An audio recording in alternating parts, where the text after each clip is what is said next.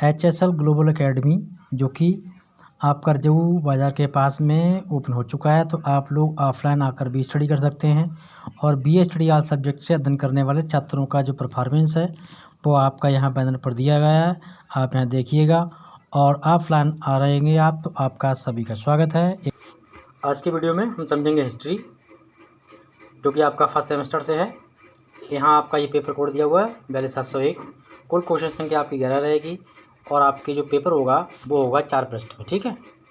Page संख्या 4। तो यहाँ पे आपका पेपर कोड दिख रहा होगा, ये आपके पेपर का नाम है, ancient and early medieval India. इसको हमें पढ़ना और इसको स्टार्ट करेंगे हम। इसके अंतर्गत 1206 ईस्वी से स्टार्ट करेंगे, इसके बारे में पढ़ना है, हमें स्टडी करेंगे। तो ये आपका 2023 का पेपर है, उसको समझ लेते हैं। और इस पेपर के बारे में जो भी क्वेश्चन आपके आए हैं उन क्वेश्चन के आंसर भी हम प्रोवाइड कराएंगे।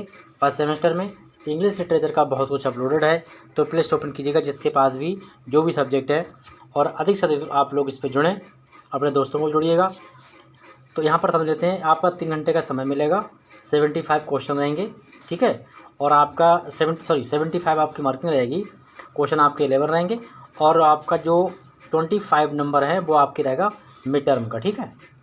तो इस तरीके से ऑल अटेम्प्ट, और ये क्वेश्चन आप समझते ही आपने दिया होगा, नहीं दिया है आपने फर्स्ट सेमेस्टर में तो पहले देख लीजिए, क्योंकि हिंदी और इंग्लिश दोनों लैंग्वेज में आएगा। ये हिंदी वाले हिंदी में हल करेंगे और इंग्लिश वाले इंग्लिश लैंग्वेज में अपना हल करेंगे। तो यह दिया, note all attempt question sections पर इंस्ट्रक्शन। सभी खंडों को आपको निर्देशानुसार आपको हल करना है। सेक्शन ए है, यानी खंड आ है, very short answer type questions. इसके अंतर्गत आपको क्या करना है कि अतिलघुत्तरी प्रश्नों के आंसर देने हैं। इसमें आपको 5 जो क्वेश्चन हैं अतिलघुत्तरी वो आपको सॉल्व करने हैं, और प्रत्येक जो अतिलघुत्तरी क्वेश्चन है वो आपका रहेगा 3 मार्क का, ठीक है। 3 नंबर का रहेगा, 5 आपको हल करने हैं, तो आपकी मार्किंग हो गई 15, यानी 15 नंबर आपको यहाँ से मिलने वाले हैं सेक्शन ए से। अब आइए देखते हैं क्वेश्चनों के लिए। तो क्वेश्चन पहला है, explain the meaning of history, यानी कि अर्थ स्पष्ट कीजिए किसका, इतिहास का। इतिहास क्या है इसको समझाइए। नेक्स्ट क्वेश्चन है, इसका आपको जो आंसर है वो प्ले लिस्ट में मिल जाएगा। Describe the emergence of Indus valley civilisation. जो इमरेज मतलब जो उद्भव किसका, इंडस वैली, यानी कि सिंधु घाटी कहते हैं, सभ्यता कहते हैं। इंडस वैली सिविलाइजेशन को सिंधु घाटी सभ्यता कहते हैं। उद्भव इमरेज कब हुआ था उसका वर्णन करना है आपको। क्वेश्चन नंबर आपका 3 है, एक्सप्लेन अशोकास कॉन्सेप्ट ऑफ धम्म। जो अशोक हैं, सम्राट अशोक हुए थे, उन्होंने धम्म स्थापना की थी, ठीक है। तो धम्म नाम की अवधारणा क्या है उसके बारे में आपको बताना है। अगला क्वेश्चन आपको दिया हुआ है, describe the achievement of Kanishka, ठीक है। कनिष्क मतलब कनिष्क जो राजा था उसकी उपलब्धियां क्या थी, क्या अचीवमेंट थे, उसके बारे में आपको वर्णन करना है।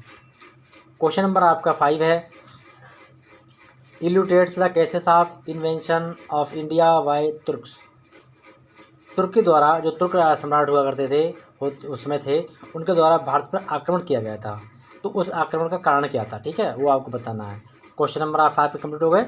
अब बढ़ते हैं हम क्वेश्चन सेक्शन नंबर बी की ओर। तो बी आपका कितने नंबर का है, फर्स्ट सेक्शन आपका ये था 15 नंबर का, बी देख लेते हैं। बी में शॉर्ट आंसर टाइप करोगे हल आप, यानी कि लघुत्तरी प्रश्नों को आप आंसर देना है। यहाँ आपके आंसर आपको देने हैं 2 क्वेश्चनों के, यानी 2 क्वेश्चन आपको सॉल्व करने हैं, जो कि आपके रहेंगे 7.5 मार्क, यानी कि 7.5 नंबर के क्वेश्चन होंगे, और जिनका आंसर आपको देना है 200 शब्दों में। और जो अतिलघुत्तरी क्वेश्चन थे उनका आंसर देना है आपके लिए 75 वर्डों में।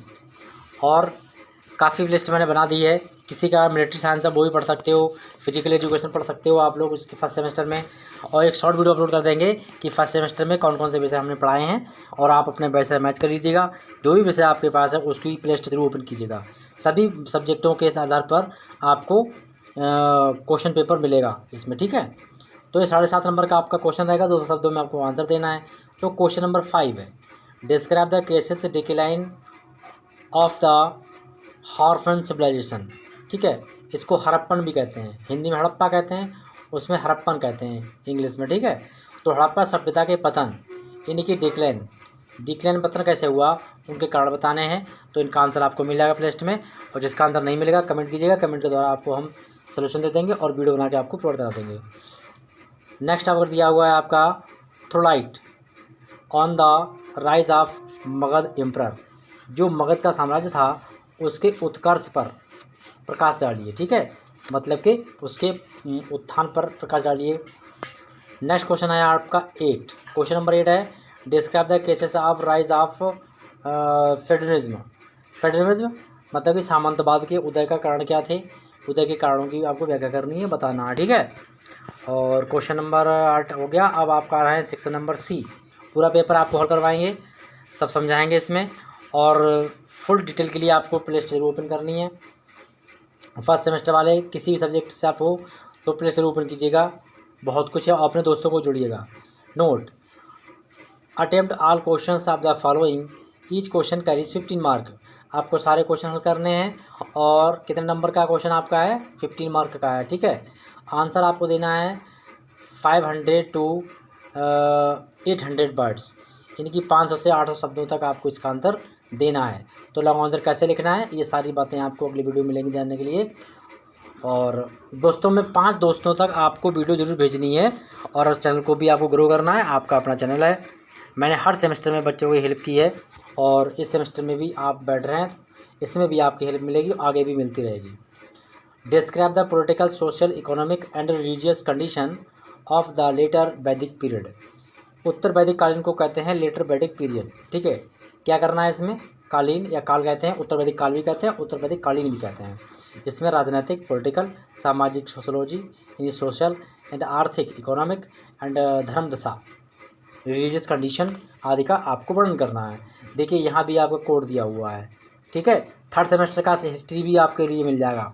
कोई थर्ड सेमेस्टर हिस्ट्री देख रहा है उसका भी मिलेगा, और कोई फिफ्थ सेमेस्टर में हिस्ट्री पढ़ रहा है तो उसका भी हिस्ट्री मैंने पूरी कराई है। फर्स्ट से लेके थर्ड एंड फिफ्थ हिस्ट्री भी आपको इस चैनल पर मिलेगी। ठीक है, कोई भी सेमेस्टर मैंने नहीं छोड़ा है जिसको आपको ना पढ़ाया हो। और अगर आपको पहला क्वेश्चन नहीं समझ में आ रहा है तो आपके लिए दूसरा आंसर मिल जाएगा, लिखा है throw light on the achievement of Chandragupta Maurya. जो चंद्रगुप्त मौर्य सम्राट थे उनकी अचीवमेंट, उनकी उपलब्धियों के बारे में आपको बताना है। तो इनमें जिस किसी का आंसर नहीं मिलेगा आप मतलब कमेंट में जरूर बताइएगा। लाइक जरूर कीजिएगा, रिक्वेस्ट है आप लोगों से, लाइक जितना करो उतना वीडियो आपका आगे जाएगा। तो चंद्रगुप्त मौर्य का शासन कैसा था उसके बारे में आपको बताना है। अगला क्वेश्चन आपका है क्वेश्चन नंबर 10। अब आप क्वेश्चन नंबर जो मैंने 9 कराया था उस 9 के में ये अथवा में दिया है, या तो आप 9 वाला कर सकते हो और नहीं तो आप इसको कर सकते हो, 2 में से एक करना है। क्वेश्चन नंबर 10 आ गया, वाई गुप्त period is called golden period of ancient Indian history, describe. जो गुप्त काल था वो प्राचीन भारतीय इतिहास का स्वर्ण काल कहा जाता था, उसे स्वर्ण युग कहा जाता था, ऐसा क्यों, तो उसको आपको बताना है विस्तारपूर्वक। इसका आंसर आपको कम से कम 2 से 3 से 4 पेजों में देना है। कैसे आप 4 पेजों में आंसर लिखेंगे या 3 पेजों में, वो हम बताएंगे आपके लिए। आप समझ रहे होंगे। अगर ये क्वेश्चन आपके समझ में नहीं आ रहा है तो इसके और में दूसरा क्वेश्चन भी दिया है। दूसरा क्वेश्चन दिया हुआ है describe the achievement of Samudragupta. जो समुद्रगुप्त सम्राट था उसकी उपलब्धियां आपको बतानी है कि उन्होंने क्या क्या उपलब्धि हासिल की थी। तो दोनों में से कोई एक करना है आपको सॉल्व। क्वेश्चन नंबर 11 आपका है इवैल्यूएट अचीवमेंट ऑफ हर्षवर्धन, यानी कि हर्षवर्धन की उपलब्धियां क्या थी वो आपको पढ़ना है। ठीक है, और अगर आपको ये क्वेश्चन समझ में नहीं आ रहा है तो इसके अथवा में आंसर दिया, एक क्वेश्चन और दिया हुआ है वो आप कर सकते हैं। कौन सा दिया हुआ है, describe the origin and rise of Rajput. राजपूतों का उदय और उसके पतन का उद्भव और उत्थान का क्या कारण था उसको व्याख्या करनी है। What were the causes of their defeat, और क्या कारण थे जिसके कारण उनकी हार हुई या फिर उनका पतन हो गया। तो इस प्रकार से मैंने आप लोगों के लिए पेपर फर्स्ट सेमेस्टर का हिस्ट्री समझा दिया है। ये फर्स्ट ईयर में हिस्ट्री किसी भी स्ट्रीम में आपके पास होगा, काफ़ी इंपॉर्टेंट रहेगा। तो मिलेंगे इसी साथ में नेक्स्ट वीडियो में। जब तक के लिए खुश रहिए, मस्त रहिए। Thank you.